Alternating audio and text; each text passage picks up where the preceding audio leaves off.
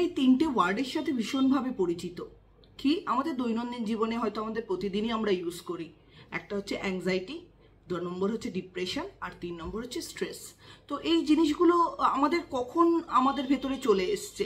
একটা বাচ্চাও এখন আফটার লকডাউন বা করোনার সিচুয়েশনের পর একটা বাচ্চাও এই ওয়ার্ডগুলো ইউজ করে, কিন্তু এই ওয়ার্ডগুলো আমাদের জীবনটাকে যেন আষ্টেপৃষ্টে বেঁধে রেখেছে। তো এই ওয়ার্ডগুলো আমরা কি করে এর থেকে ওভারকাম করব, বা এই ওয়ার্ডগুলো কি, রিসার্চ কি বলছে চলুন দেখে নিই। তো রিসার্চ বলছে আমরা অ্যাংজাইটি কখন হয় আমাদের, যখন আমরা মেন্টালি এটা ভাবতে শুরু করি এরপর কি হবে, এরপর কি হবে। আমরা ডিপ্রেস কখন হই, যখন আমরা এটা ভাবি যে আমাদের পাস্টে কি হয়েছে, আমাদের পাস্টটা আমাদের প্রেজেন্টটাকে কিন্তু ক্যাপচার করে রয়েছে। আবার অ্যাংজাইটি যখন হচ্ছে বা অ্যাংশিয়াস যখন হচ্ছি, কি হবে কি হবে এটা যখন ভাবছি, তার মানে কি আমাদের ফিউচারে কি হবে।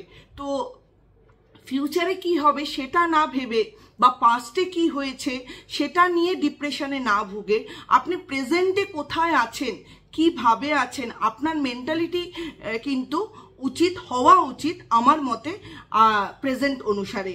তো অ্যাংজাইটি আর ডিপ্রেশন, এই যে পাস্ট আর ফিউচার থেকে কি করে নিজেকে মুক্ত করব, এটা আমি আমার পরের ভিডিওতে আপনাদের সাথে শেয়ার করব। নমস্কার।